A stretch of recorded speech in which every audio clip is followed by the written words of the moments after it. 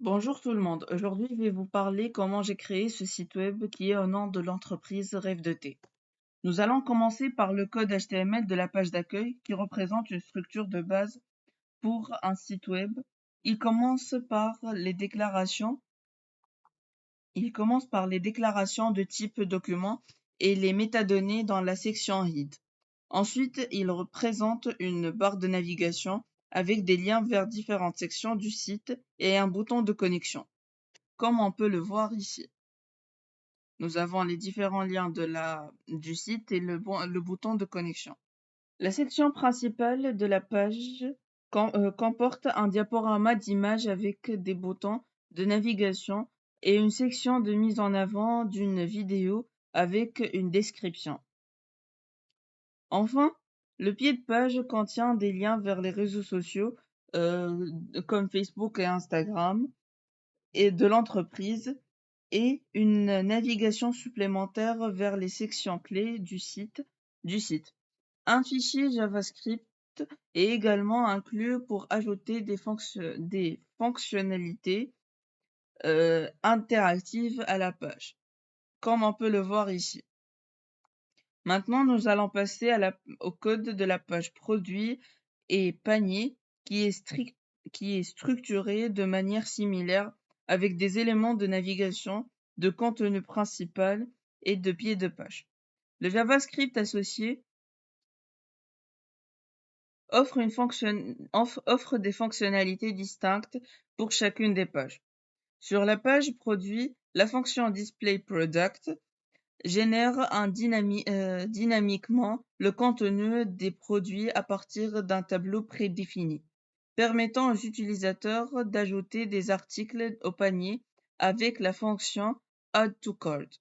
En revanche, sur la page panier, la fonction charger panier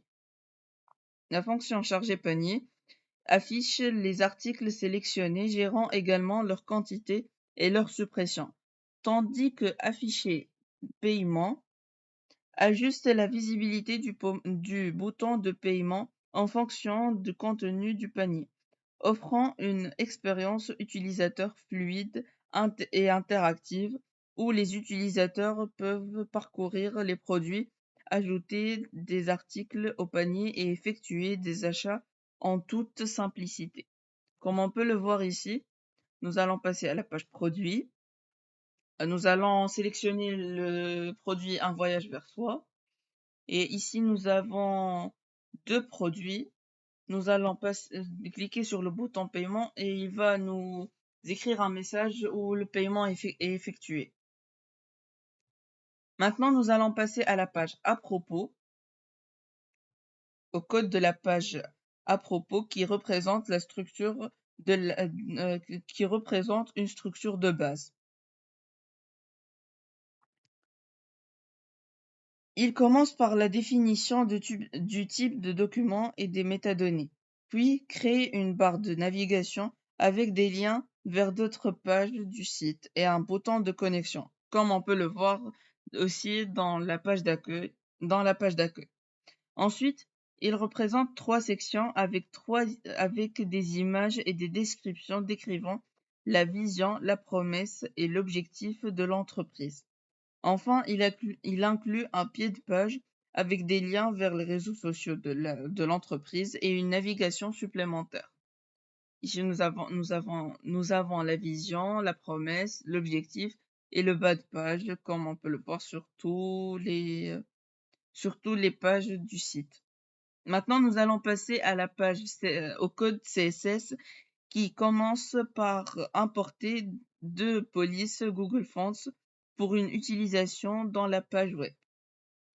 Ensuite, il définit les styles pour différents éléments HTML tels que le corps, tels que le corps de la page, la navigation, les liens, les boutons et d'autres éléments. Par exemple, il supprime la marge ici dans le corps, il supprime les marges par défaut du corps de la page. Ajuste la disposition de la navigation pour qu'elle soit horizontale avec un espacement égal entre les éléments. Stylise les liens en leur donnant une couleur noire et en supprimant leur soulignement, et définir les styles des boutons avec une couleur de fond et un arrondi de coin. Ces règles de style visent à donner une apparence cohérente et esthétique à la page web. Merci pour votre attention et à la prochaine.